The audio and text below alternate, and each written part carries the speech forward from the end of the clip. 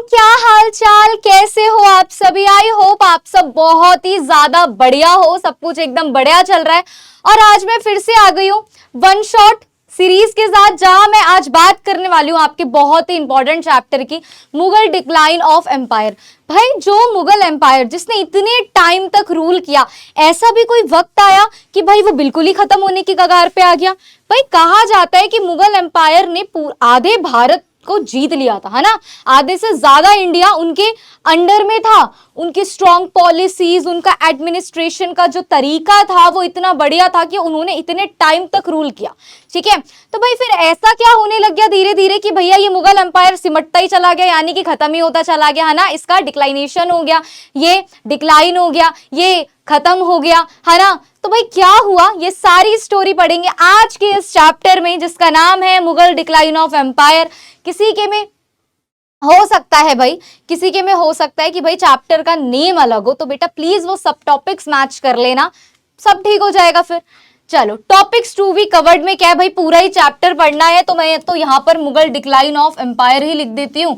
ठीक है, Mughal decline of empire.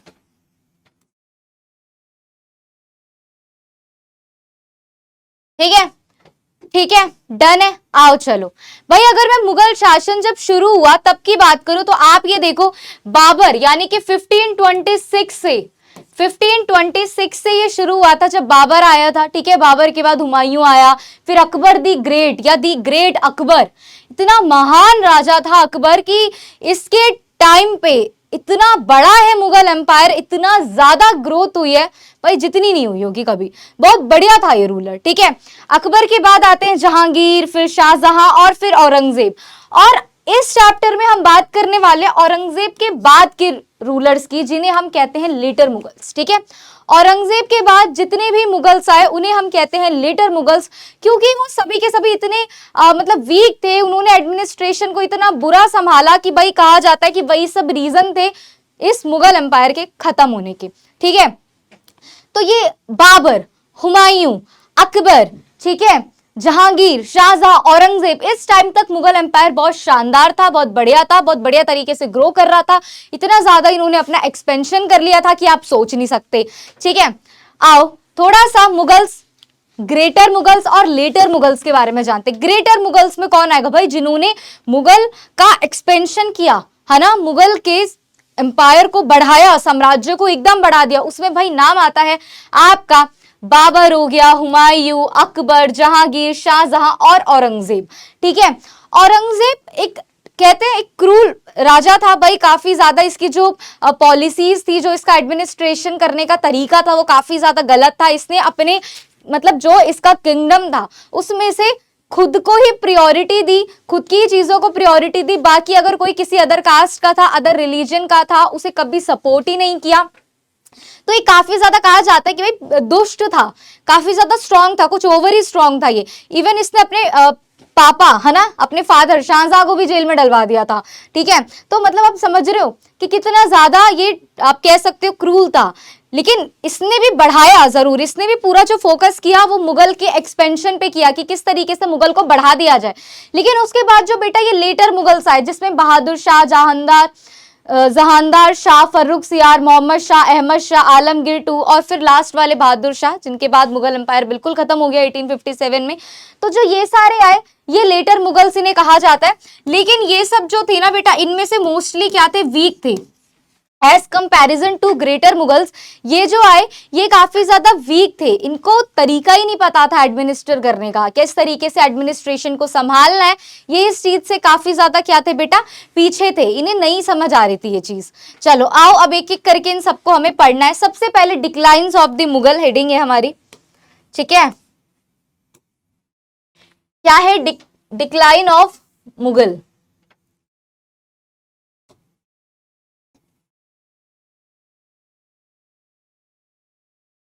Decline of Mughals, क्या किया इन मुगल्स ने, आओ देखते हैं।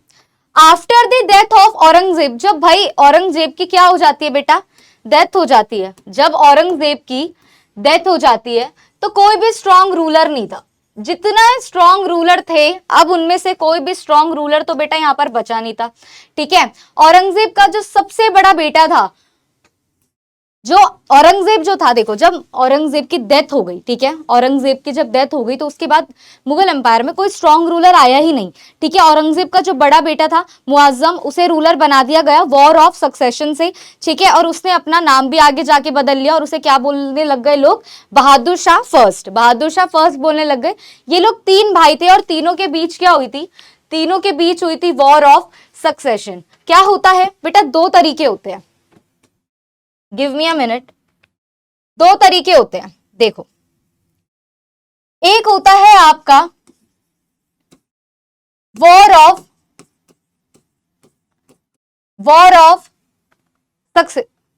सक्सेशन, ठीक है, वॉर ऑफ सक्सेशन। दूसरा होता है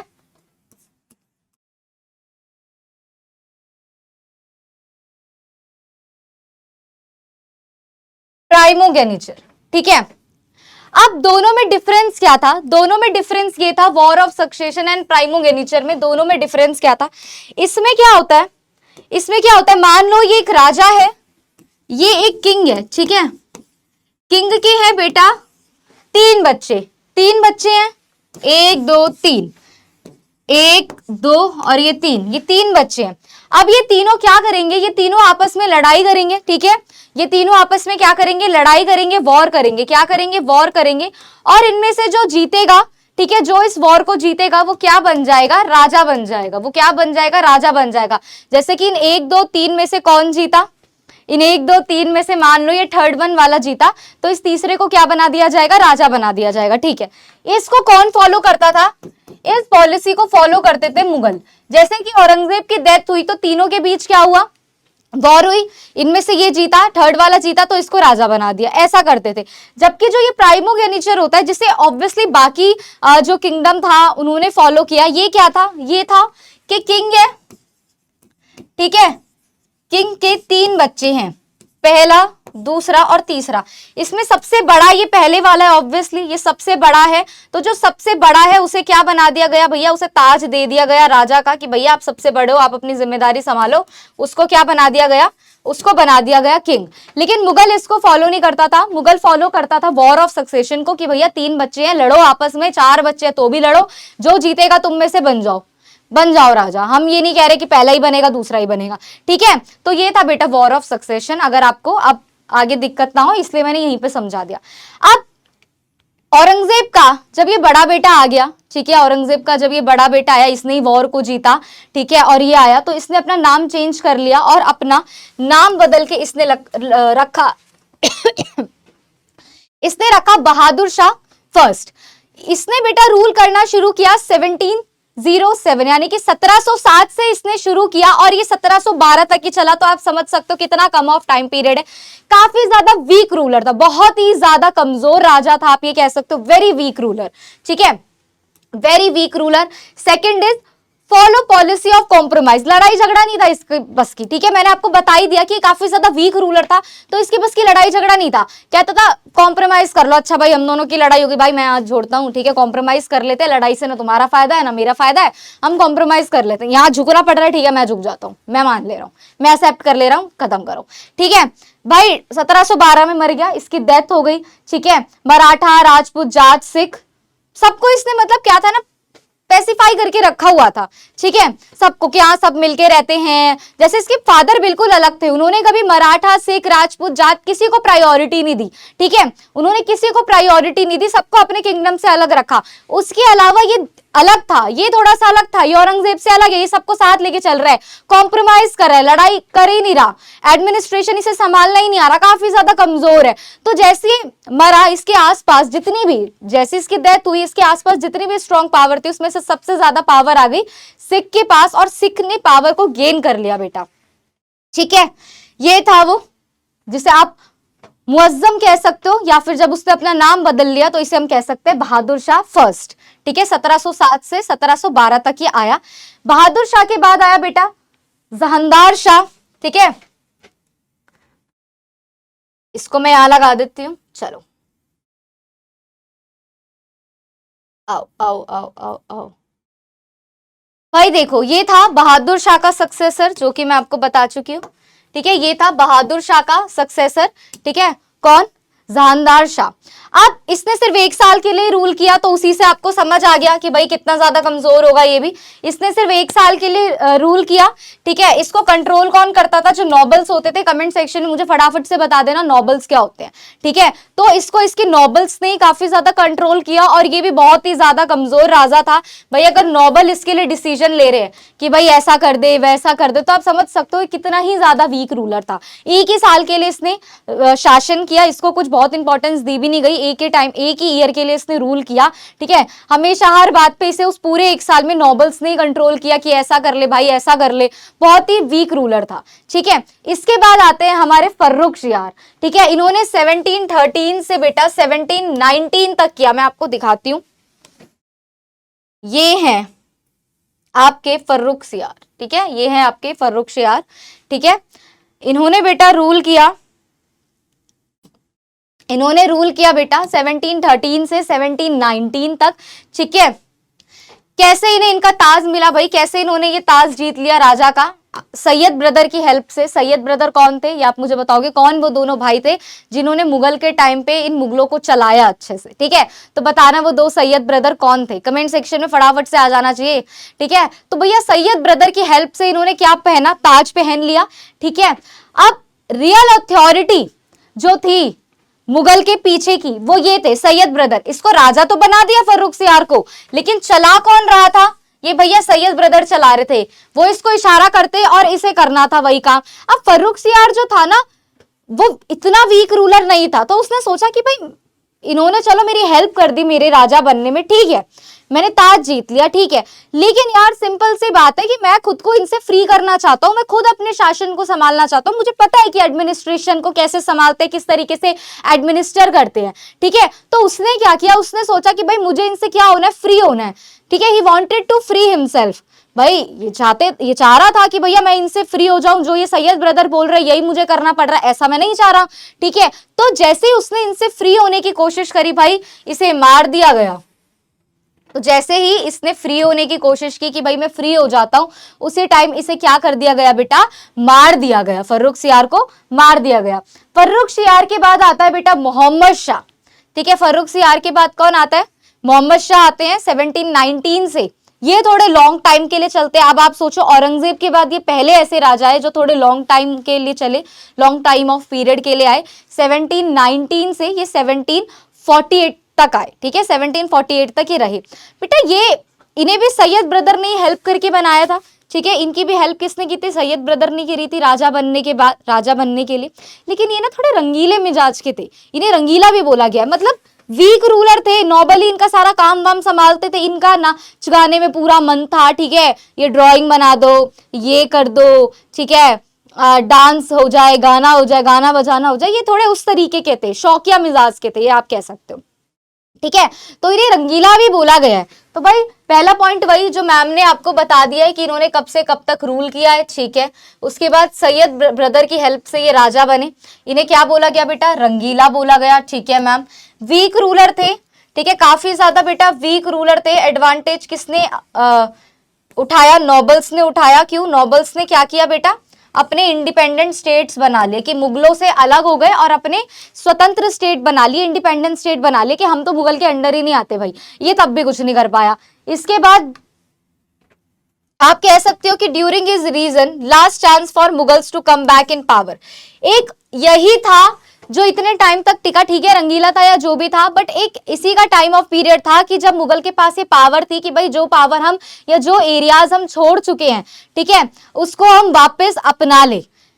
लेकिन ये नहीं अपना पाया। जब नॉबल्स इससे अलग होने लगे तो भाई हैदराबाद, बंगाल, अवध, रोहलखंड ये सब इससे अलग हो गया, लेकिन इसे तब भी नहीं समझ आया। लेकिन हाँ, सिर्फ इसका ही वो टाइम था, इसी का वो टाइम ऑफ पीरियड था कि जब मुगल के पास चांस था कि क्या करे भाई, हम अपना ले, हम अपनी पावर को वापस लेके आ जाए। पर भाई उस समय भी ये नहीं ला पाए अपनी पावर को वापस। ये है बेटा, ठीक है। ये ऐसे बैठते थे, इस तरीके से इनका चलता था।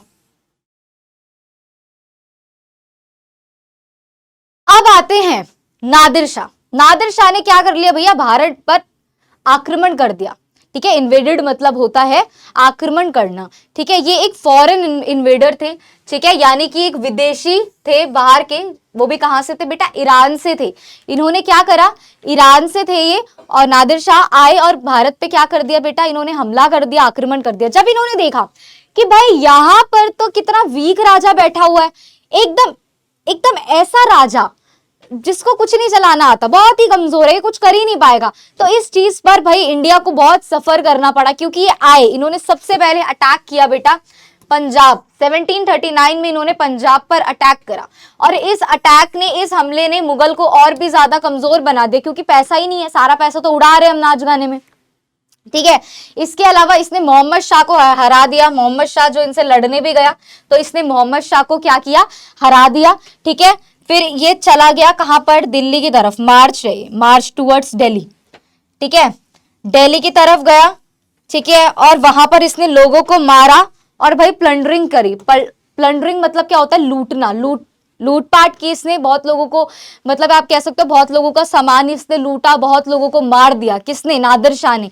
इसके बाद भैया ये जब वापस गया तो ये हमारे देश से कोहिनूर हीरा ले गया, ठीक है, एक कोहिनूर डायमंड ले गया ये, और एक पीकॉक थ्रोन था, एक पीकॉक, बहुत ही हीरे सोने से बना हुआ एक पीकॉक थ्रोन था जो शाहजहां का था, जिसे तख्त-ए-तौस भी कहा जाता था, ये उसको भी अपने साथ ले गया। मैं आपको आगे पिक्चर्स में जरूर दिखाऊंगी वो।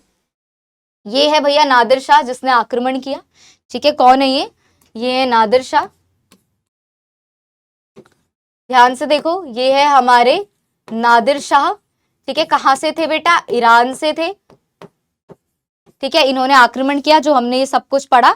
और ये था बेटा आपका कोहिनूर, ये था आपका कोहिनूर डायमंड जिसे ये ले गए इंडिया से, और ये था बेटा आपका पीकॉक थ्रोन, बहुत ही सुंदर था, किसका था, शाहजहां का था, लेकिन भैया ये भी ले गए, ठीक है, तो ये सब ये ले गए, दैट्स इट, ठीक है। तो इतना हमने अब तक पढ़ लिया। उसके बाद जब डेथ हो गई, किसकी डेथ हो गई, जब मोहम्मद शाह की भी डेथ हो गई, तो उसके बाद तो भाई सारे के सारे जो आए वो बहुत ही ज्यादा कमजोर है, ठीक है, अब तक भी कमजोर ही थे, लेकिन मोहम्मद शाह ने फिर भी थोड़ा बहुत संभाल लिया था।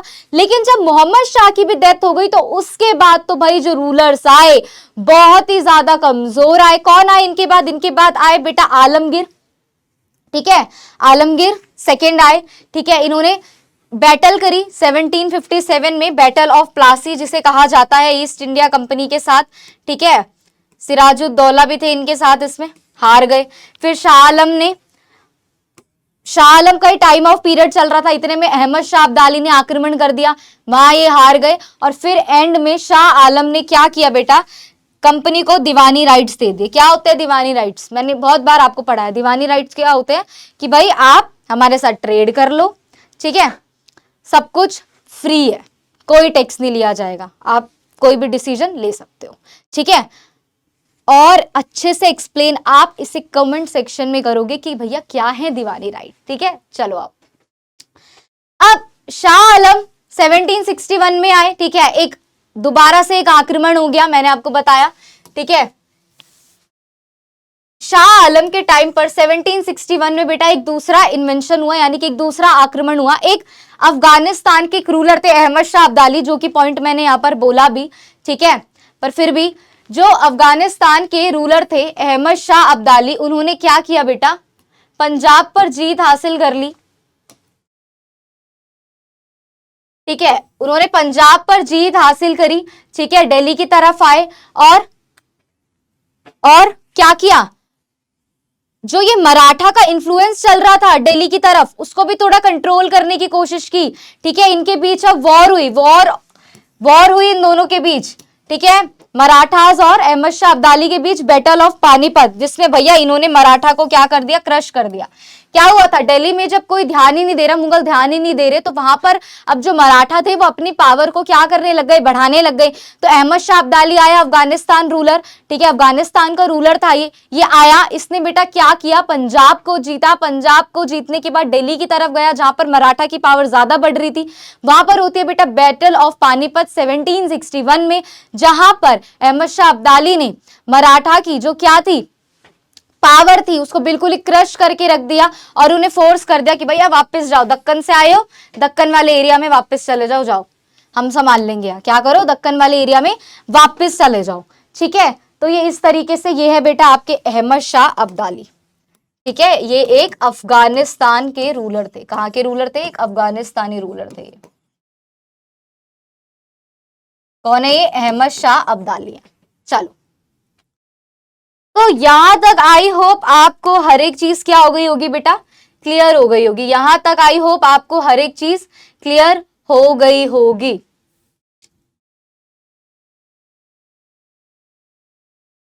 फिर हमने ये पढ़ लिया था कि 1765 में दीवानी राइट्स दे दिए गए, किसे, कंपनी को दे दिए गए। कहां कहां के दीवानी राइट्स दे दिए गए, बंगाल, बिहार और उड़ीसा के। बोल दिया कि ठीक है भाई, आपको अलाउ है, आप यहां से टैक्स जो है वो कलेक्ट कर सकते हो, ट्रेड करना है करो, आपको टैक्स कलेक्ट करना है आप वो भी कर लो, ठीक है।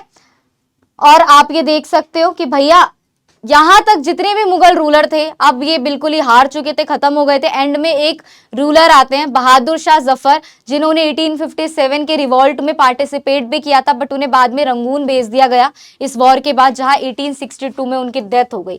तो मैंने क्या बताया आपको, 1526 में एक रूलर आया बाबर, जिसने की इस्टेब्लिशमेंट की मुगल एम्पायर जिसे आप कहते हैं,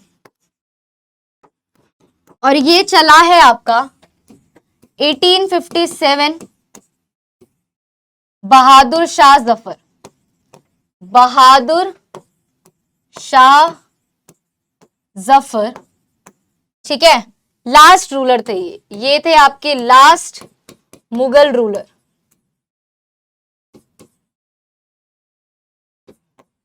और ये थे आपके फर्स्ट मुगल रूलर।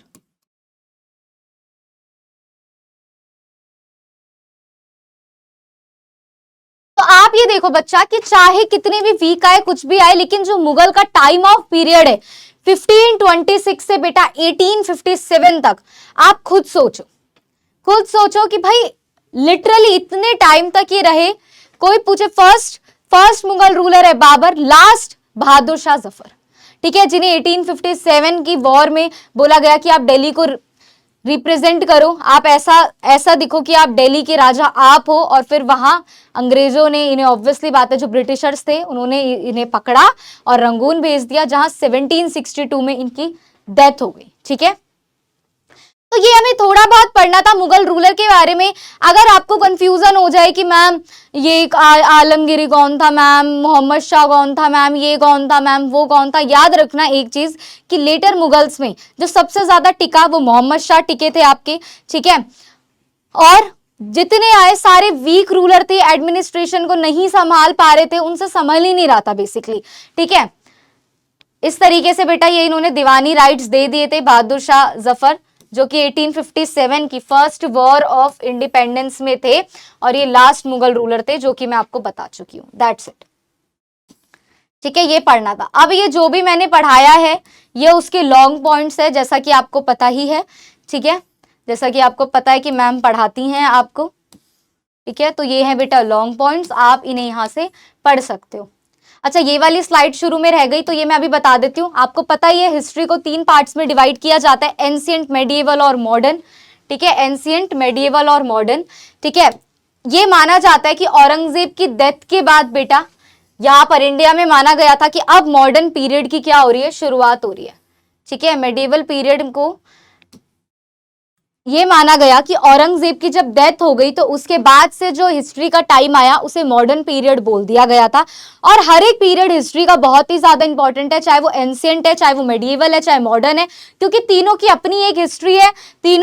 तीनों ही टाइम ऑफ पीरियड में अपनी डिस्कवरीज हुई है, अपने डेवलपमेंट हुए हैं, दैट्स इट, और कुछ भी नहीं। और आपको तो बहुत पहले से ही पता है, 6th स्टैंडर्ड से पढ़ रहे हो कि हिस्ट्री को 3 पार्ट्स में डिवाइड किया जाता है, एंशिएंट, मेडिएवल और मॉडर्न पीरियड, ठीक है। मॉडर्न इसलिए बोला गया क्योंकि मॉडर्न टाइम ऑफ पीरियड में जब ब्रिटिशर्स आ गए तो ब्रिटिशर्स ने बेटा इंडिया को लिबर्टी, इक्वेलिटी, डेमोक्रेसी, साइंस और रीजन जैसी जो चीजें हैं वो सिखा दी थी, तो बोला गया इसीलिए मॉडर्निटी आ गई इंडिया में, ठीक है, ठीक है। चलो बस दैट्स इट। कॉलोनियल इस पीरियड को इसलिए बोला गया क्योंकि ब्रिटिशर्स ने आके हमें क्या कर लिया था, अपनी कॉलोनी बना लिया था, हम पर रूल कर रहे थे, ठीक है, बस दैट्स इट। अब जो भी मैंने ये पढ़ाया है आपको, ये उनके लॉन्ग पॉइंट्स हैं, तो आप सेम है पढ़ सकते हो, कोई तुम्हें दिक्कत यहाँ पर नहीं आएगी, बिल्कुल ही ज्यादा दिक्कत है। मोहम्मद शाह कौन थे? बहादुर शाह के ग्रैंडसन थे, वीक रूलर थे, ये सब मैं आपको अभी पढ़ा चुकी हूँ। कोहिनूर, डायमंड, नादिर शाह दिल्ली आया, तख्ते तौस को ले गया, ठीक है। तो ये सारे लॉन्ग पॉइंट्स हैं, आप यहाँ से इन्हें पढ़ सकते हैं, खत्म, that's it. Third battle of Panipat, जो कि मैंने आपको बता दिया किस किस के बीच में हुई थी। शाह आलम, अहमद शाह अब्दाली, जो अफगानिस्तान के एक रूलर थे जिसने इंडिया पर आक्रमण करने की सोची, मराठा को कंप्लीटली इन्होंने हरा दिया, दैट्स इट। ग्रांट ऑफ दीवानी भी मैंने आपको पढ़ा दिया कि भैया मुगल एम्परर जो शाह आलम सेकंड थे, उन्होंने बंगाल, बिहार और उड़ीसा के क्या दे दिए थे? दीवानी राइट्स। किसे? ईस्ट इंडिया कंपनी को दे दिए थे, जब वो बैटल ऑफ बक्सर में हार गया था 1764 में। जब वो बैटल ऑफ बक्सर में हार गया तो इनके बीच एक ट्रिटी हुई, ट्रिटी ऑफ इलाहाबाद, ठीक है, जिसमें इन्होंने क्या किया? बंगाल, बिहार और उड़ीसा के दीवानी राइट्स दे दिए। डन है। चलो, बहादुर शाह जफर, ये मैंने आपको बता दिया था कि लास्ट मुगल एम्परर हैं, ठीक है, और इन्हें रंगून भेज दिया गया था, जहां 1862 में इनकी डेथ हो गई। 1857 में इन्हें रंगून भेज दिया गया था, ठीक है, फिर इनकी डेथ हो गई थी। चलो, वॉर ऑफ सक्सेशन क्या है? मैंने आपको शुरू में ही बता दिया, ठीक है।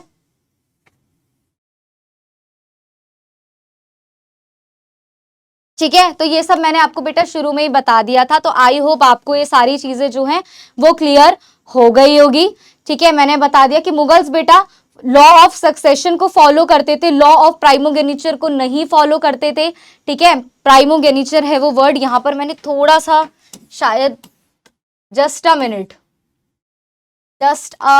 Laddu gang, yes yes yes yes yes yes yes,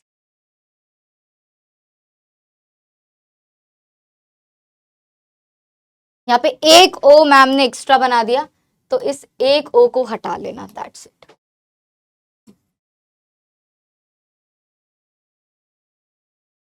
ठीक है, चलो, तो ये भी मैंने आपको पढ़ा दिया था, यहाँ पर कुछ नहीं है, अब ये बेसिकली वही लॉन्ग पॉइंट्स हैं जैसा कि आप क्लास में पढ़ते हो, ठीक है।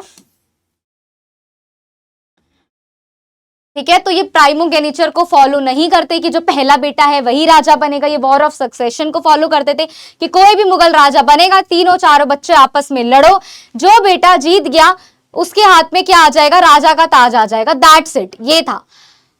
अब आते हैं औरंगजेब की पॉलिसी टुवर्ड्स राजपूत और मराठास, ठीक है, कि क्यों बोला गया था कि औरंगजेब जो था वो लास्ट ही रूलर था जो थोड़ा सा स्ट्रांग था। देखो, जो औरंगजेब है ना, वो डिप्लोमेटिक पॉलिटिक्स नहीं फॉलो करता था, जो कि भाई उसके पूर्वजों ने की थी, जो उसके पहले के राजा आए उन्होंने फॉलो करी, वो वैसी नीति फॉलो नहीं करता था। He failed to realize that the vast Mughal empire dependent on the willing support of the people. वो ये भूल ही गया, या उसे ये रियलाइज ही नहीं हुआ कि भाई जो इतना बड़ा मुगल एम्पायर इतने सालों से चल रहा है, वो इसलिए चल रहा है कि भाई लोग भी सपोर्ट कर रहे हैं, तो लोगों की इच्छाओं को भी, पीपल की जो विल है उसको भी इसे समझना पड़ेगा, ठीक है। ये नहीं समझ पाया, इसने राजपूत का सपोर्ट खो दिया, ठीक है। इसने, आप ये कह सकते हो कि जितने भी अदर कास्ट या अदर रिलीजन के लोग थे, इन्होंने क्या कर लिया? औरंगजेब ने उनसे अपना रिश्ता ही तोड़ लिया, आप ये कह सकते हो। और राजपूत मुगल्स के, यानी कि औरंगजेब के सबसे कट्टर, सबसे बिटर क्या बन गए? एनिमी बन गए कि इसको तो हम हराएंगे, ठीक है। उसके बाद यहाँ पे हम कॉजेस पढ़ रहे हैं, अब हम पढ़ने वाले हैं कॉजेस, ठीक है। आप सोचोगे, एक सेकेंड दो बेटा, ये ना पीपीटी थोड़ी सी,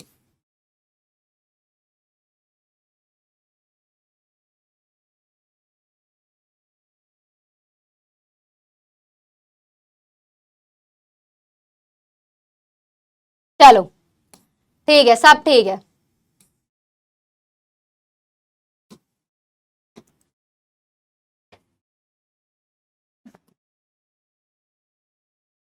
अब हम पढ़ने वाले हैं कॉजेस, ठीक है। कौन से कॉजेस पढ़ने वाले कि जो मुगल एम्पायर है उसका डिक्लाइन क्यों हुआ? कॉजेस ऑफ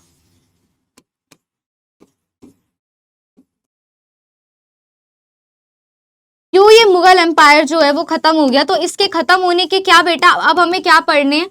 कॉजेस पढ़ने। क्या क्या कॉजेस थे कि जो ये मुगल एम्पायर है वो क्या हो गया, खत्म हो गया। अब देखो मेरी एक बात सुनो, मैम ये थोड़ा सा बोर लग रहा है, मैम ये थोड़ा ऐसा लग रहा है, बेटा चैप्टर ही बेसिकली बहुत बड़ा है। शुरू में आपको लेटर मुगल्स के बारे में पढ़ना पड़ा, जिसमें मैंने आपको बताया कि हाँ थोड़े से वीक थे, थोड़े से मतलब आप कह सकते हो अच्छे नहीं थे, एडमिनिस्ट्रेशन को कैसे संभालना है सब कुछ नहीं आ रहा था।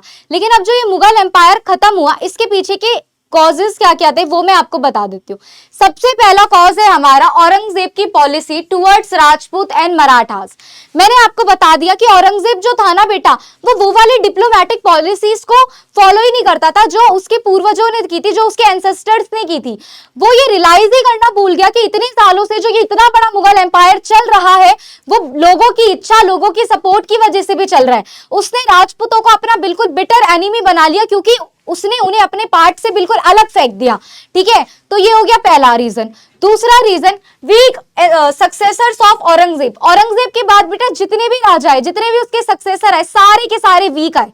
ठीक है, सबके सब वीक, सारे के सारे इनकम्पिटेंट, भाई जिन्हें आ ही नहीं रहा, एडमिनिस्ट्रेशन को संभालना ही नहीं आ रहा, वो इतने कैपेबल ही नहीं थे कि उन्हें ये पता हो कि किस तरीके से आर्मी को स्ट्रॉन्ग करना है, किस तरीके से हमें एडमिनिस्टर करना है, कैसे हमें नॉबल्स को पीछे हराना है। नहीं, बहुत ही ज्यादा कमजोर सक्सेसर आए, वो बहुत ही ज्यादा बिल्कुल इनएफिशिएंट थे ब्यूरोक्रेसी को संभालने के लिए।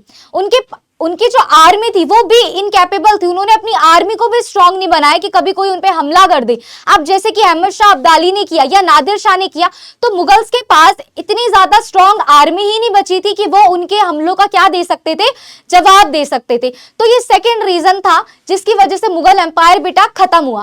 Third reason is empty treasury.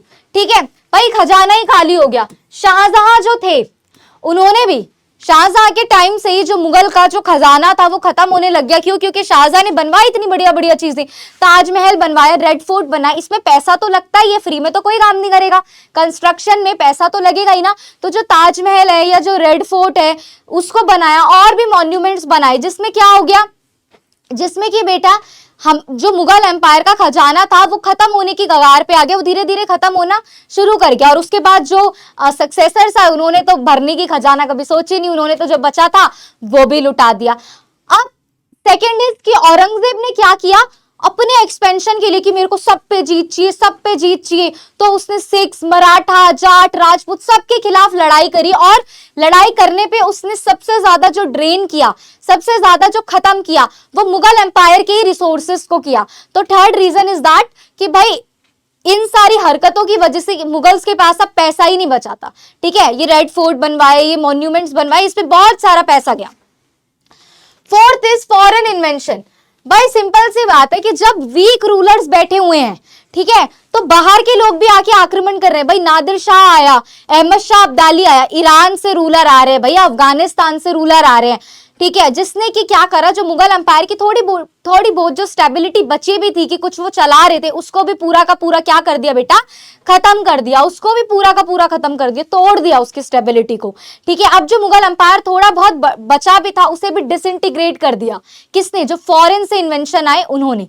Fifth one is मनसबदारी system fail हो गया। बेटा आपने बहुत पहले से ही सुना होगा मनसबदारी सिस्टम, जो अकबर ने शुरू किया था।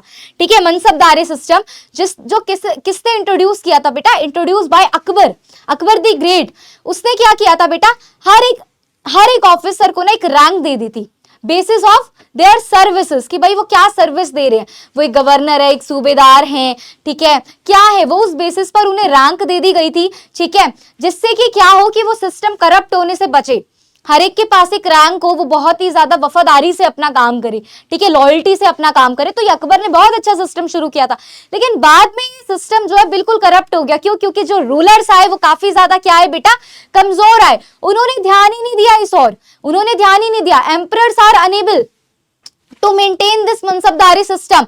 एक छोटा सा प्लेस है, वहां 20 मनसबदार बिठा रखे हैं, कितना बड़ा एरिया है, वहां पर इन्होंने 3 मनसबदार बिठा रखे हैं, वो एरिया वहां संभल नहीं रहा, और यहाँ इतने से लैंड पे 20 मनसबदार है, उन्हें फालतू की सैलरी जा रही है।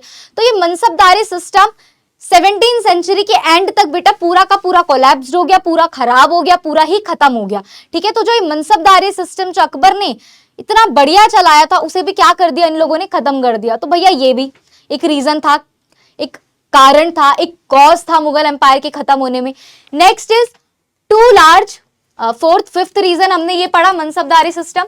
Sixth reason is too large empire and challenges from regional power. Mughal empire had become so large, बहुत बड़ा बन गया, बहुत बड़ा, बहुत इन्वेंशन हुआ, औरंगजेब ने बहुत बढ़ाया इसे, बाकी ग्रेटर मुगल्स ने तो बढ़ाया ही था। अब जो लेटर मुगल्स आए वो इतने ज्यादा कमजोर थे बेटा कि उनके लिए काफी ज्यादा डिफिकल्ट हो गया कि इतने बड़े एडमिनिस्ट्रेशन को किस तरीके से कंट्रोल किया जाए, है ना।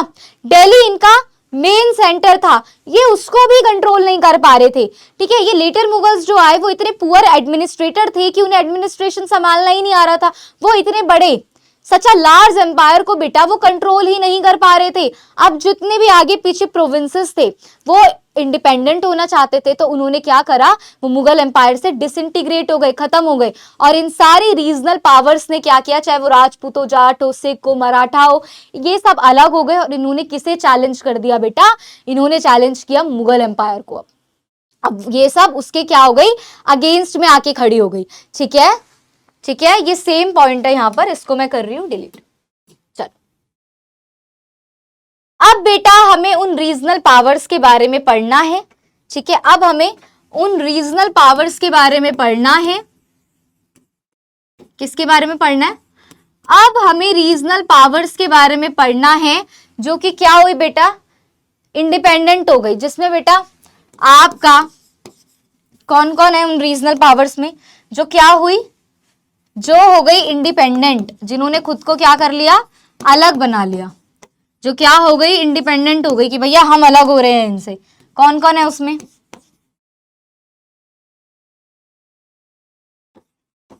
हैदराबाद है आपका, ठीक है, अवध है, मैसूर है, बंगाल है, ऐसे बहुत सारे हैं, ठीक है, ऐसे बहुत सारे हैं। और अब उन सबको पढ़ना है हमें, ठीक है, अब उन सबको पढ़ना है हमें। बंगाल मैंने बता दिया, अवध मैंने बता दिया आपको, ठीक है। इसके बाद मैसूर मैंने आपको बता दिया, ठीक है।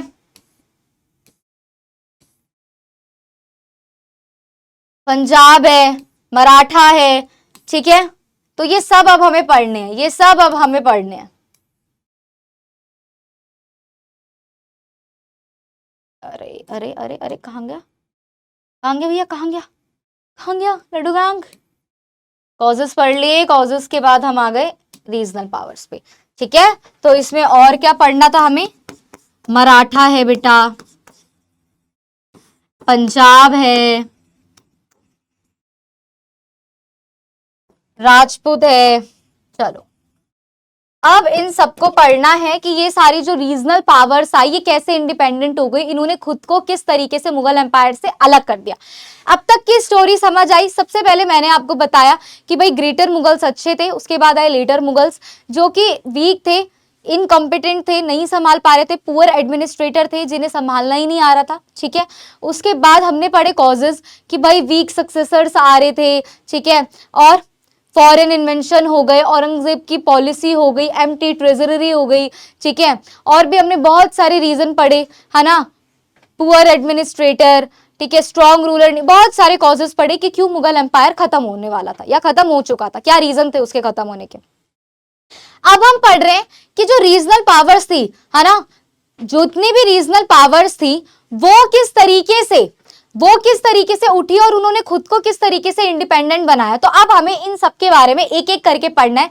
शुरू करेंगे हैदराबाद से। हैदराबाद में याद रखना जो भी राजा होता है उसे क्या बोला जाता है, निजाम बोला जाता है, ठीक है। तो यहां पर हम बात करने वाले हैं निजाम उल मुल्क आसिफ जहां की, ठीक है। क्या थे ये, with the decline of Mughal empire, जैसे ही मुगल एम्पायर खत्म हुआ, a number of provinces ceded from the empire and several independent state came into existence. Hyderabad was one of them. Simple सी बात है कि जो कि मैंने आपको बता दिया था कि भाई अब मुगल एम्पायर जब खत्म हो रहा था तो जितने भी उसके अंडर थे वो सारे अब अलग होने लग गए और हैदराबाद भी उनमें से एक था। हैदराबाद को बेटा शुरू किया था, किसने फाउंड किया था बेटा, कमरुद्दीन सिद्दीकी ने, ठीक है। किसने फाउंड किया था बेटा, कमरुद्दीन सिद्दीकी ने, ठीक है। हु वॉज अपॉइंटेड वायसराय, ठीक है, जिन्हें एज अ वायसराय अपॉइंट किया गया था दक्कन का बाय फर्रुख सियार इन 1712, यानी कि जब फर्रुख सियार राजा बना था, याद है ना, फर्रुख सियार राजा बना था, किसका किसका वो था, वो किसका सक्सेसर था, ये कमेंट सेक्शन में बता देना।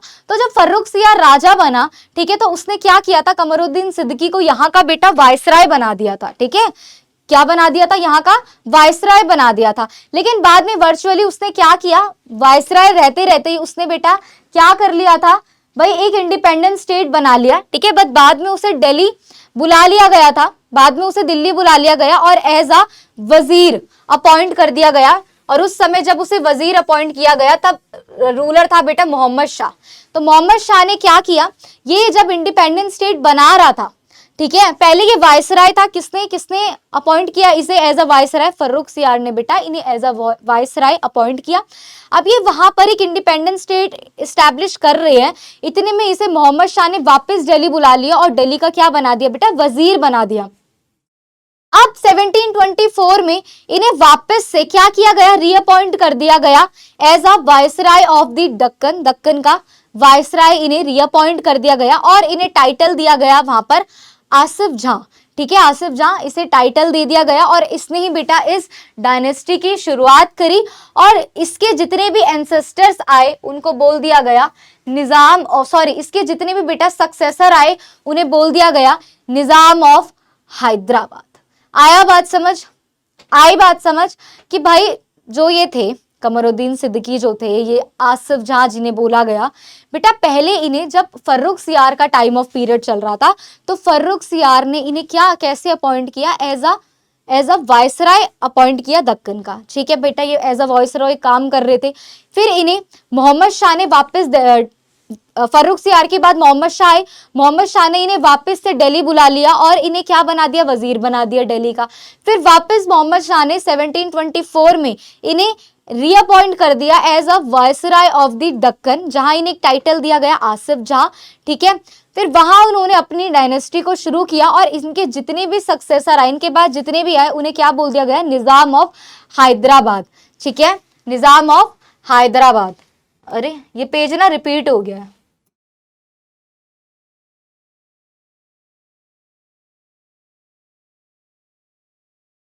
चलो। Though he did not openly declare independent, but the ruler there as an independent ruler crushed the rebels and powerful zamindar, established a strong administration. He placed his nominee Anwaruddin on the throne of Arcot. इन्होंने क्या किया, ठीक है, ये openly तो उस समय अपने आप को इंडिपेंडेंट क्लियर नहीं कर सकते थे, डिक्लेयर नहीं कर सकते थे, सिंपल सी बात है।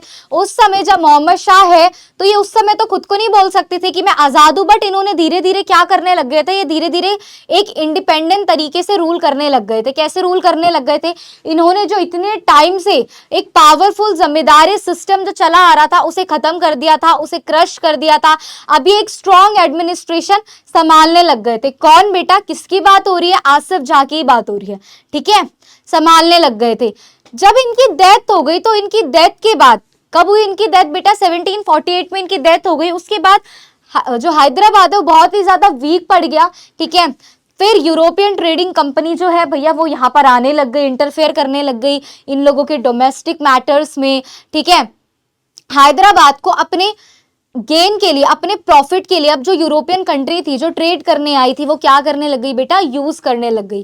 किसकी डेथ के बाद, आसिफ जां की डेथ के बाद। 1748 में इनकी जब डेथ हो गई तो यूरोपियन कंट्रीज की नजर पड़ी, अरे भाई हैदराबाद में तो अब कोई मेन राजा बचा ही नहीं है, ठीक है, आसिफ जां तो चला गया, इसकी तो डेथ हो गई, जिसने इतना अच्छा चलाया, खुद को मुगलों से अलग किया, ठीक है, अब तो वीक है। तो अब जो ये यूरोपियन ट्रेडिंग कंपनीज थी बेटा ये आने लग गई, हैदराबाद के जो डोमेस्टिक मैटर्स थे, जो अंदर के मैटर्स थे, उनको भी ये क्या करने लग गई, हैंडल करने लग गई और हैदराबाद पर अपनी पावर दिखाने लग गई, ठीक है। तो आई होप आपको हैदराबाद पूरा का पूरा क्लियर हो गया होगा, ठीक है, पूरा का पूरा क्लियर हो गया होगा। हमने हैदराबाद में क्या पढ़ा, हमने हैदराबाद में क्या पढ़ा, हमने ये पढ़ा बेटा, क्या पढ़ा हमने हैदराबाद में, हमने कहानी पढ़ी आसिफ जां की। क्या किया, सबसे पहले इन्हें वायसराय बनाया गया। किसने बनाया वायसराय, वायसराय बनाया फर्रुख सियार ने, फर्रुख सियार ने इन्हें वायसराय बनाया, ध्यान से सुनना, ठीक है, फर्रुख सियार ने इन्हें वायसराय बनाया। फिर फर्रुखसियार की जब डेथ हो गई, ये अपना इंडिपेंडेंट स्टेट बनाने की प्लानिंग कर रहे हैं, कौन, ये, ठीक है, जिन्हें निजाम भी कहा जाता है। इतने में फर्रुखसियार ने इन्हें वायसराय बना दिया, कहाँ का बेटा, पता है ना, दक्कन का, दक्कन का वायसराय बना दिया। फिर मोहम्मद शाह ने इन्हें वजीर बना दिया, कहाँ का, दिल्ली का बना दिया। किसने, मोहम्मद शाह ने। मोहम्मद शाह ने इन्हें वापस कहाँ बुला लिया, दिल्ली बुला लिया और वजीर बना दिया। फिर दोबारा उन्होंने रीअपॉइंट कर दिया इन्हें, दोबारा उन्होंने रीअपॉइंट कर दिया इसको एज अ वायसराय कि भैया तू वापस वायसराय बन जा, किसका, दक्कन का। फिर ये जब वापस दक्कन आया तो इसने क्या किया, एक इंडिपेंडेंट स्टेट इसकी शुरुआत करी, ठीक है, स्ट्रॉन्ग रूल किया, इंडिपेंडेंट तरीके से करने लग गया, एडमिनिस्ट्रेशन अच्छा चलाया, ठीक है, एडमिनिस्ट्रेशन अच्छा चलाया, काफी अच्छी पावर थी इसके पास, ठीक है। और क्या किया, जमींदारी सिस्टम को खत्म कर दिया, एकदम जमींदारी सिस्टम को क्रश कर दिया।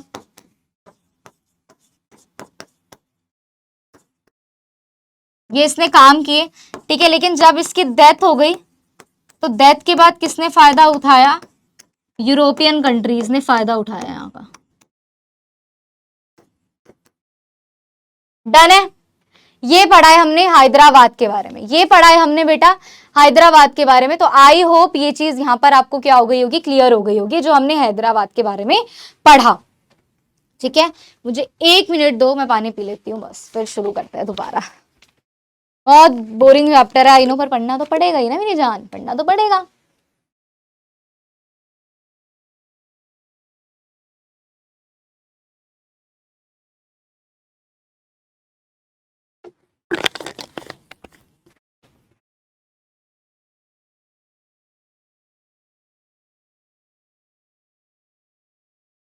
ओ भाई, चलो रूल हो गया, चलो आओ।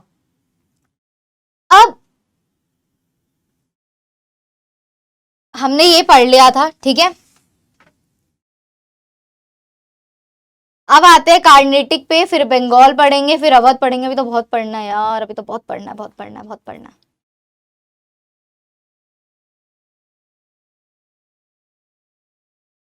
चलो अब पढ़ते हैं दी कार्नेटिक, ठीक है।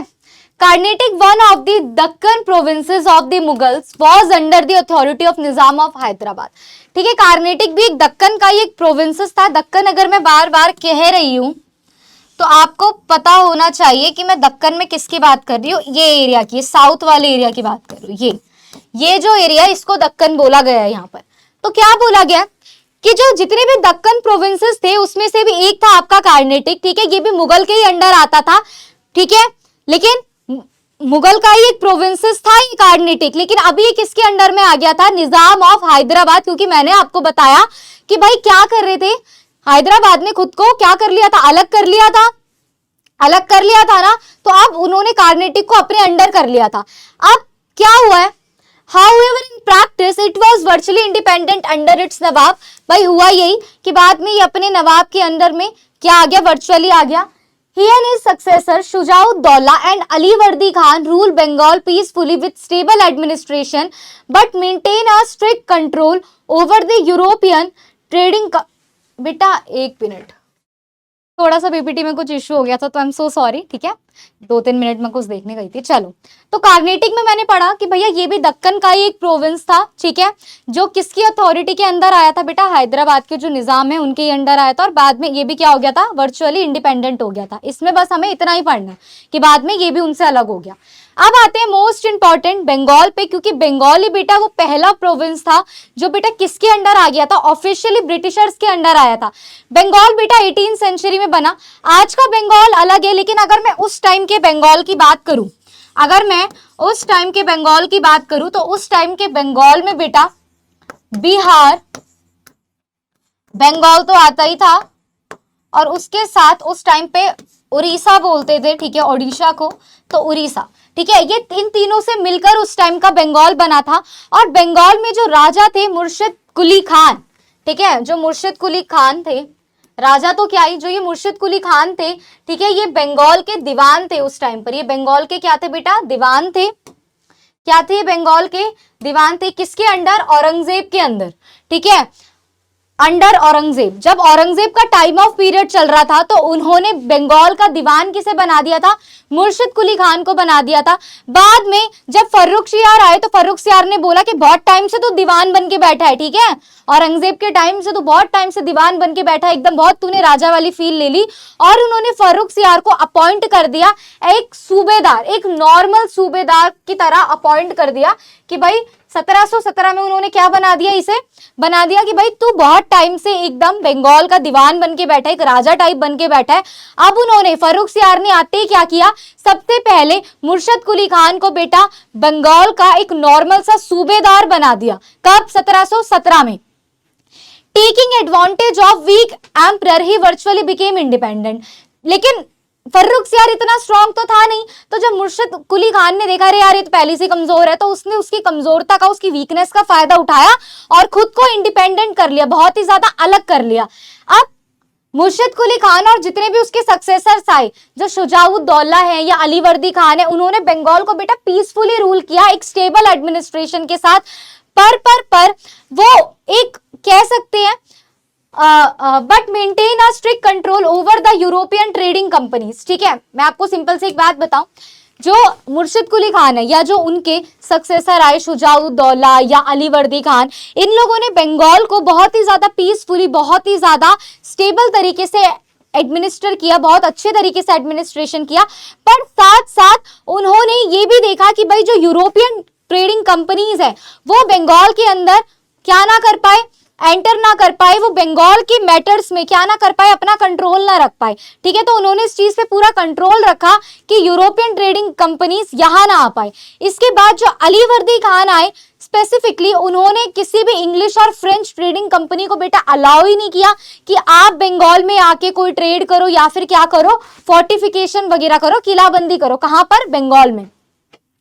However, जो ये बंगाल के ये नवाब थे, ठीक है, चाहे वो मुर्शिद कुली खान हो या अलीवर्दी खान हो या बीच में शुजाउद्दौला है, चाहे कोई भी नवाब हो, इन्होंने चाहे बंगाल को कितना भी पीसफुली और एक स्टेबल तरीके से मेंटेन किया, अच्छे तरीके से एडमिनिस्ट्रेशन किया, बट इनकी सबसे बड़ी गलती थी कि ये एक स्ट्रॉन्ग आर्मी या फिर एक स्ट्रॉन्ग नेवी को बिल्डअप करने में बेटा फेल हो गए।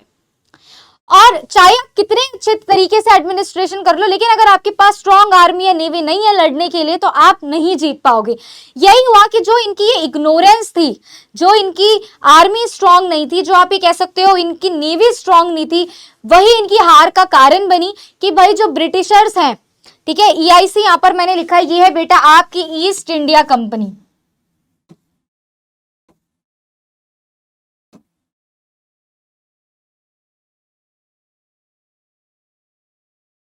EIC जो मैंने यहां पर लिखा है बेटा, इसका मतलब है ईस्ट इंडिया कंपनी। यही रीजन है कि जब ये इतने अच्छे तरीके से क्या नहीं कर पाए, इतने अच्छे तरीके से बेटा एडमिनिस्ट्रेट नहीं कर पाए, इनके पास स्ट्रॉन्ग आर्मी नहीं थी, स्ट्रॉन्ग नेवी नहीं थी, तो हुआ यही कि जो ये इनकी इग्नोरेंस थी, ठीक है, जो ये इनकी इग्नोरेंस थी, यही आगे जाके बनी कि ब्रिटिशर्स ने, ईस्ट इंडिया कंपनी ने बंगाल पर अपना कब्जा कर लिया। और याद रखना, Bengal was the first province to be conquered by East India Company in 1757।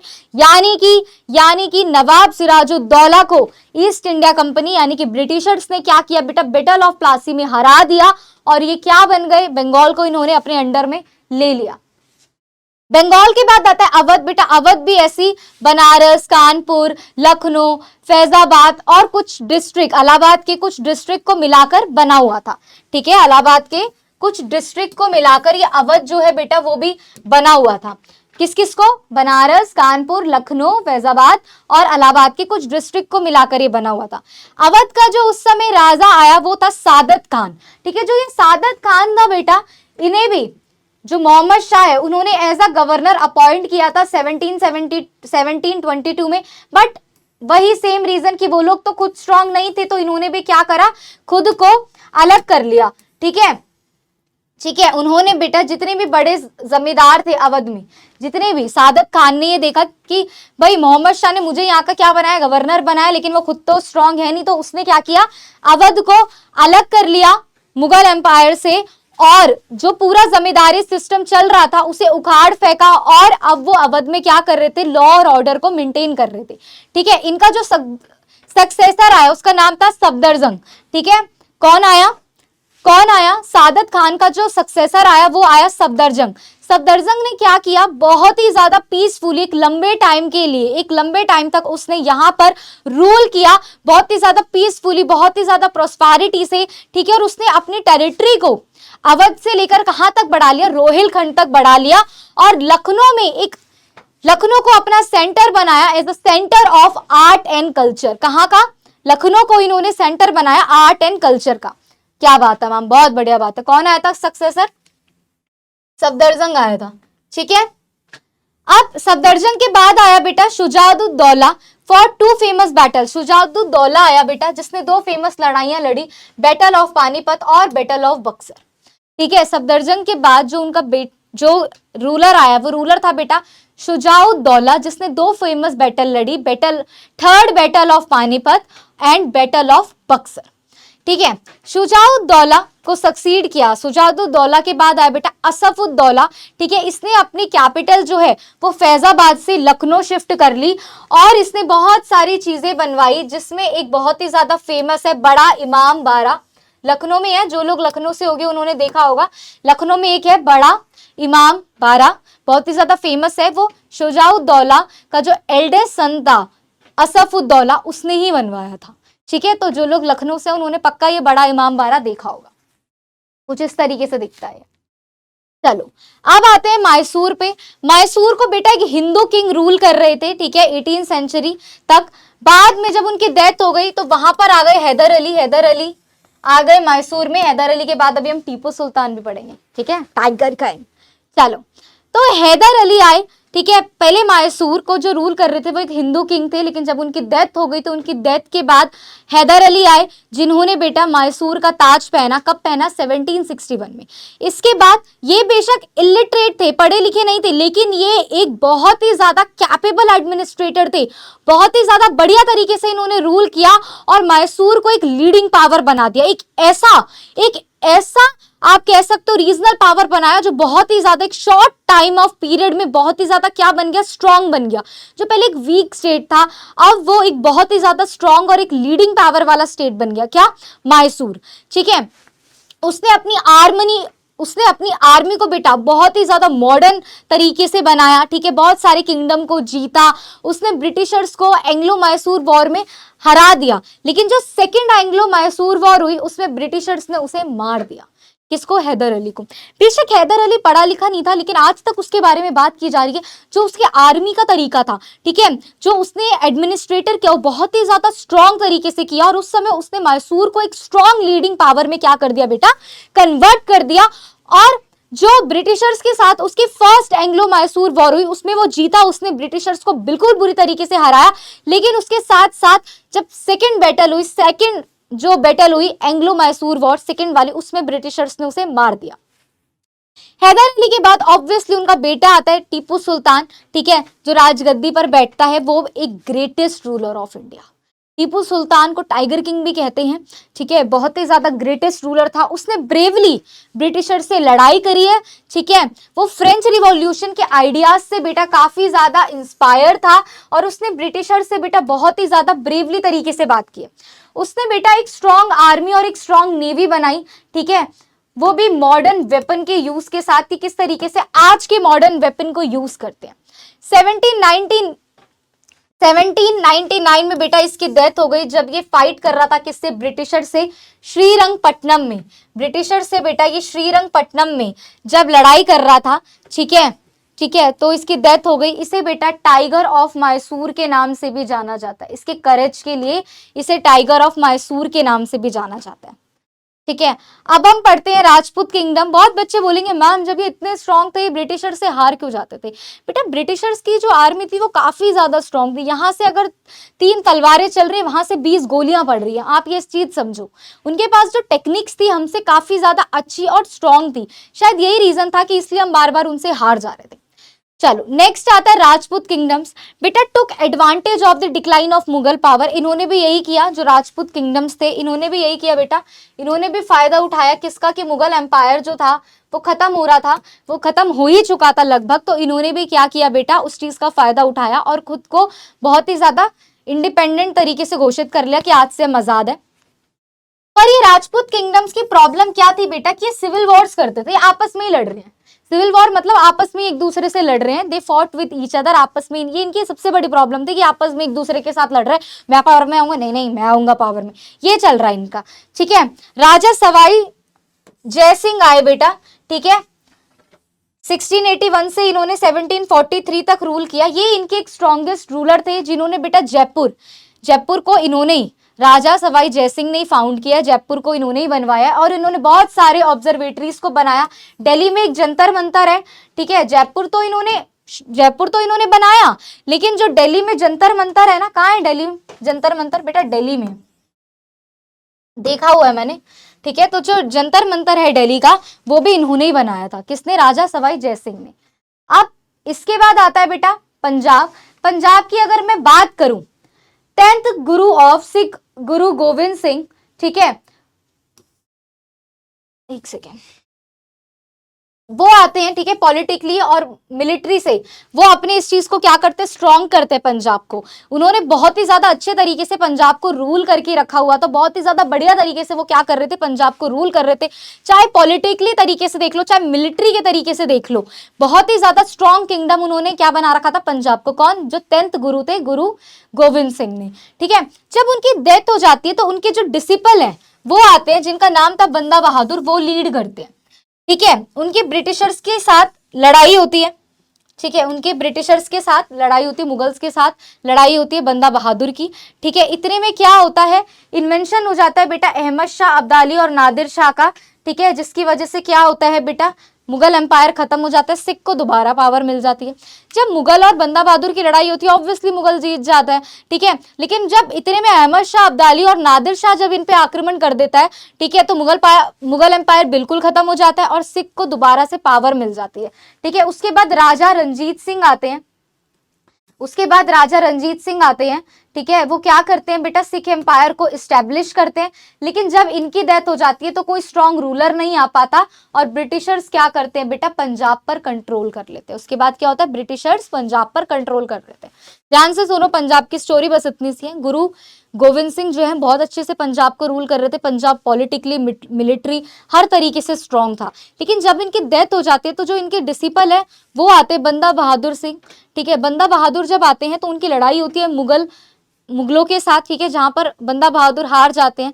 ठीक है, इतने में बेटा थोड़े ही टाइम बाद नादिर शाह और अहमद शाह अब्दाली क्या करते हैं बेटा, मुगल एम्पायर पर आक्रमण कर देते हैं, इन्वेंशन कर देते हैं, जिससे क्या होता है, मुगल एम्पायर खत्म हो जाता है, सिख दोबारा पावर में आ जाता है। अब जब सिख को पावर मिली उठने की तो राजा रंजीत सिंह आते हैं जो सिख एम्पायर को संभालते हैं काफी टाइम तक, लेकिन जब इनकी डेथ हो जाती है तो जो ब्रिटिशर्स हैं वो इनकी टेरिटरी पर कब्जा कर लेते हैं और इस तरीके से पंजाब भी बेटा किसके अंडर आ जाता है, ब्रिटिशर्स के अंडर आ जाता है। ठीक है, अब हम पढ़ रहे हैं रोहिलखंड और भरतपुर। रोहिल्लास कौन होते हैं, ये अफगान के न्यू फ्रंटियर्स होते हैं। ठीक है, अफगान के न्यू फ्रंटियर होते हैं, जो जाट फार्मर थे जो दिल्ली आगरा मथुरा के आसपास रहते थे, उन सब ने मिलकर भरतपुर में रहते थे। इसमें जो इंपॉर्टेंट जाट चीफ्स थे वो थे चूरामन, ठीक है, बदन सिंह और सूरजमा। ठीक है, ईस्ट रोहिलखंड जो था वो मोहम्मद खून बंगेश और लिव्ड इन मुरादाबाद। ठीक है, ये इतना कुछ स्ट्रांग नहीं था, सिंपल सी एक बात है कि ये इसमें जाट वगैरह का कंट्रोल था, लेकिन बाद में इन पे भी कौन कंट्रोल कर लेता है बेटा, ब्रिटिशर्स ही कंट्रोल कर लेते हैं। ठीक है, चलो अब आते हैं मराठास को बेटा कौन रूल कर रहा था, ये शिवाजी ने रूल कर रहे थे। ठीक है, एक ऐसा किंगडम जो शिवाजी ने स्टैब्लिश किया। ठीक है, उनके जितने भी सक्सेसर्स आए, जो पावर्स थी वो किसके हैंड में थी बेटा, पेशवा उस टाइम पे बोला जाता था प्राइम मिनिस्टर्स को।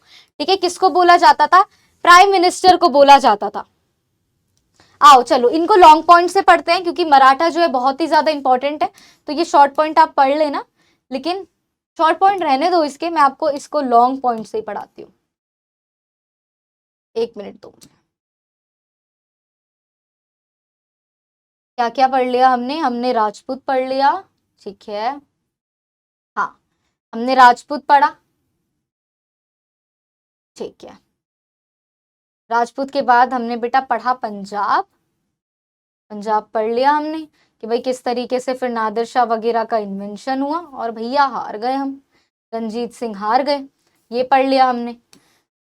अब आते हैं मराठा। मराठा को बेटा हमें यहीं से पढ़ना पड़ेगा क्योंकि मराठा थोड़ा सा स्ट्रॉन्ग है और बढ़िया है, तो मैं इसको शॉर्ट पॉइंट से नहीं पढ़ाना चाहती। शिवाजी ने बेटा एक स्ट्रॉन्ग मराठा किंगडम जो है इस्टेब्लिश किया, लेकिन जो उनके सक्सेसर्स आए वो काफी ज्यादा वीक आए, ठीक है। और जो रियल पावर थी ना बेटा वो किसके हाथ में थी, वो पेशवा के हाथ में थी। पेशवा कौन होते थे बेटा, प्राइम मिनिस्टर होते थे उस समय मराठा किंगडम के, राजा के अलावा होते थे। शाहू जी जो आए, ठीक है, who had been imprisoned by Aurangzeb, जिन्हें औरंगजेब ने बेटा जेल में डाल दिया था, उन्हें बहादुर शाह ने क्या करा 1707 में रिलीज कर दिया, ठीक है। और उस समय जो मराठा की रानी थी वो कौन थी, ताराबाई थी, द क्वीन रीजेंट। देखो मेरी बात सुनो, जब तक शिवाजी आए, शिवाजी ने एक स्ट्रॉन्ग मराठा किंगडम बनाया। जो उनके सक्सेसर आए काफी ज्यादा कमजोर आए, वो राजा अच्छे नहीं थे, वो अच्छे से स्टेबल नहीं कर पाए मराठा किंगडम को। और उस समय जो रियल पावर थी वो किसके हाथ में थी बेटा, पेशवा के हाथ में थी, ठीक है। अब जो शाहू जी थे, औरंगजेब ने उन्हें जेल में डाल दिया था, पर जब बहादुर शाह आते हैं, कहां पर, पावर में आते हैं, तो बहादुर शाह क्या करते हैं, इनको रिलीज कर देते हैं, छोड़ देते हैं कि यार कब औरंगजेब ने जेल में डाला था, छोड़ो ना, शाहू जी को रिलीज करो, रिलीज कर देते हैं। और उस समय जब ये रिलीज होते हैं शाहू जी, उस समय मराठा को संभाल रही थी ताराबाई, एक क्वीन। अब शाहू जी जब वापस आते वो देखते हैं एक क्वीन रूल कर रही है मराठा के एम्पायर को, तो एक सिविल वॉर होती है, सिविल वॉर जो भाई आपस में अपने एरिया के लोग अपने एरिया के लिए लड़ रहे हैं, ठीक है। सिविल वॉर हुई किसके बीच, ताराबाई और शाहू जी के बीच। ऑब्वियसली जो शाहू जी हैं वो जीत गए, उनकी हेल्प किसने की थी, उनकी हेल्प की थी बालाजी विश्वनाथ ने, बालाजी विश्वनाथ ने उनकी हेल्प करी और शाहू जी जीत गए, ठीक है। शाहू जी जीत गए, वो वापस आए अपने सर्विसेज, अपने कहां पर, अपने एडमिनिस्ट्रेशन को संभालने के लिए। शाहू जी ने, बालाजी विश्वनाथ ने उनकी हेल्प की थी, तो बालाजी विश्वनाथ को अपना क्या बना दिया, पेशवा बना दिया। क्या बना दिया, अपना पेशवा बना दिया 1713 में। बट जो बालाजी थे अब उन्हें लगने लग गया कि सारी पावर मेरे हाथ में होनी चाहिए, और वो क्या बन गए, मराठा के रूलर बन गए। देखो एक टाइम था कि जब शाहू जी वापस आए और उनकी ताराबाई के साथ क्या हो रही थी बेटा, सिविल वॉर हो रही थी, तो बालाजी ने शाहू जी की हेल्प करी, उन्हें विक्ट्री दिलवाई, ठीक है। उसके बदले में शाहू जी ने उन्हें अपना पेशवा बनाया, लेकिन बालाजी को धीरे धीरे लगने लग गया भाई सारी पावर ना मेरे हाथ में होनी चाहिए और मेरे को ही क्या बनना चाहिए, रूलर बनना चाहिए मराठा का, जो कि वो बने। He assigned separate areas to the Maratha sardar for the collection of chauth and sardeshmukhi. बेटा ये दो टाइप के क्या होते हैं, टैक्स होते हैं। अब चौथ क्या होता है, 1/4 हिस्सा, ठीक है, और सरदेशमुखी कौन सा हिस्सा होता है, ये आप मुझे बताओगे कमेंट सेक्शन में। इतना बता दिया कि दोनों एक फॉर्म ऑफ टैक्स है, ठीक है। तो उन्होंने बेटा ये चौथ और सरदेशमुख वगैरह लगा दिया। जो 5 मेन सरदार थे, कौन कौन, गायकवाड़ जो बड़ौदा के थे, भोसले जो नागपुर के थे, सिंधीज, ठीक है, ग्वालियर, होलकर इंदौर, पेशवा पुणे, ठीक है, इनका एक्सपेंशन किया। Expanding the Maratha power, Balaji force Farrukh Siyar to return all Maratha territories that were under Mughal, also obtain right to collect chauth and sardeshmukhi from 6 provinces of Deccan. तो जब ये शाहू जी अपना मराठा किंगडम को फैला रहे थे, तो इन्होंने शाहू जी नहीं, सॉरी, बालाजी विश्वनाथ आ गए थे अब। तो बालाजी विश्वनाथ ने क्या किया, फर्रुख सियार को फोर्स किया और बोला कि भाई, क्या बोला कि फर्रुख सियार को बोला इन्होंने कि भाई जितनी भी मराठा टेरिटरीज तुम्हारे पास है हमें वो सारी वापस दे दो, और हमारे पास ये अधिकार होना चाहिए कि हम जो भी दक्कन के जितने भी 6 प्रोविंसेस है वहां से चौथ और सरदेशमुखी टैक्स को क्या कर सके, कलेक्ट कर सके, ठीक है। ये सब इन्होंने किया। बालाजी के बाद बालाजी के बाद उनके बेटे आए, बालाजी राव फर्स्ट, ठीक है। इन्होंने भी मराठा किंगडम को एक्सटेंड किया, बिहार और उड़ीसा तक ईस्ट में बढ़ा दिया, पंजाब में बढ़ाया, नॉर्थ में बढ़ाया, ठीक है। Defeating Nizam of Hyderabad, he got the right to collect taxes from some Deccan provinces. Maratha power reached its peak under him. तो जो ये बालाजी राव फर्स्ट है, इन्होंने हैदराबाद के निजाम को हरा दिया। इन्हें अब दक्कन के प्रोविंसेस से टैक्स को कलेक्ट करने का क्या मिल गया, राइट भी मिल गया अब इनके पास। मतलब इनके बालाजी राव फर्स्ट के टाइम ऑफ पीरियड में जो मराठा की पावर है वो बहुत ज्यादा बढ़ गई थी, एकदम वो अपने पीक पे थी, ठीक है। अब जब अहमद शाह अब्दाली का एक्सपल्शन हुआ, ठीक है, तो पंजाब और मराठा डायरेक्टली किसके कन्फ्लिक्ट में आ गए? अहमद शाह अब्दाली के कन्फ्लिक्ट में आ गए। और थर्ड बैटल हुई पानीपत की 1761 की, जिसमें भाई मराठा बिल्कुल ही हार गए। और जो ये पेशवा थे, ठीक है, ये जून 1761 में इनकी डेथ हो गई। क्या हो गई? इनकी डेथ हो गई। अब कॉजेस क्या थे मराठा की डिफीट के? ठीक है भाई, गुरिल्ला वॉरफेयर, जो ये गुरिल्ला वॉरफेयर का सिस्टम था, छुपके वार करना, ठीक है, ये सिर्फ हिली एरियाज में काम कर सकता था। ये नॉर्थ प्लेन्स में कैसे काम करेगा? कई पहाड़ियां है, गुरिल्ला वॉर क्या होता है, बड़ी बड़ी पहाड़ियां हैं, जंगल के पेड़ है, उनके पीछे से छुप के वॉर करना, ये वहां चल रहा है। लेकिन ये जो नॉर्थ के प्लेन है, जो मैदान है, वहां पर किस तरीके से वर्क करेगा? क्या लगता है, वर्क कर सकता है? नहीं कर सकता, इस वजह से हारे। मराठा बेटा लार्ज एम्पायर में अपना एडमिनिस्ट्रेशन नहीं संभाल पा रहे थे, ये आपस में ही लड़ रहे थे, छोटे छोटे किंगडम्स में डिवाइड हो रहे थे। इसके बाद जो रोहिलखंड के रूलर्स थे या जो अवध के सपोर्टेड थे, अवध के सपोर्टर्स थे, उन्होंने किसको सपोर्ट किया? अहमद शाह अब्दाली को सपोर्ट किया। मराठा को कोई सपोर्ट ही नहीं मिला, क्योंकि वो जेलस हो रहे थे कि भाई मराठा की पावर इतनी बढ़ रही है, अवध कह रहा है मैं तो यहीं का यहीं हूँ, रोहिलखंड कह रहा है मैं भी यहीं का यहीं हूँ, तो इन्होंने मराठा को सपोर्ट नहीं किया, इन्होंने सपोर्ट किया अहमद शाह अब्दाली को। ये भी एक रीजन बना मराठा की हार का कि उसे भाई कोई सपोर्ट ही नहीं मिल रहा था। ठीक है, इसके बाद सिंपल सी बात है कि ये दिख रहा था कि अगर मराठा को हरा दिया गया, मराठा अब एक स्ट्रॉन्गेस्ट पावर बन रहा था इंडिया की, लेकिन अगर इसे हरा दिया गया तो ब्रिटिशर्स को ये दिख गया था कि हम यहाँ पर डायरेक्टली कंट्रोल कर लेंगे। ठीक है, हम यहाँ पर डायरेक्टली कंट्रोल कर लेंगे तो ये मराठा किंगडम भी हमारे अंडर आ जाएगा। अगर बात करूं तो जो मराठा का पॉलिटिकल विजन था ना बेटा, ये भी बहुत ज्यादा लैक था। ठीक है, इस वजह से भी दिक्कत आ गई, दैट्स इट। ठीक है, तो इस वजह से जो ये मराठा है ये भी किसके अंडर आ गया? ब्रिटिशर्स के अंडर आ गया। होमवर्क यही है कि भाई प्लीज अच्छे से इस चैप्टर को रिवाइज करो, पढ़ो। ठीक है, क्योंकि ये चैप्टर बहुत बड़ा है। मुझे भी अभी पढ़ा रही हो तो मुझे भी लग रहा है यार कितना बड़ा चैप्टर है। मैंने जितनी स्पीड में हो सकता था बेटा पढ़ाने की कोशिश की, बट फिर भी 1 घंटा इस चैप्टर में लगा ही होगा, इतना बड़ा चैप्टर है। बट एक बार अगर समरी की बात करूं तो मैंने आपको जस्ट क्या क्या बता दिया। सबसे पहले लेटर मुगल्स को हमने पढ़ा।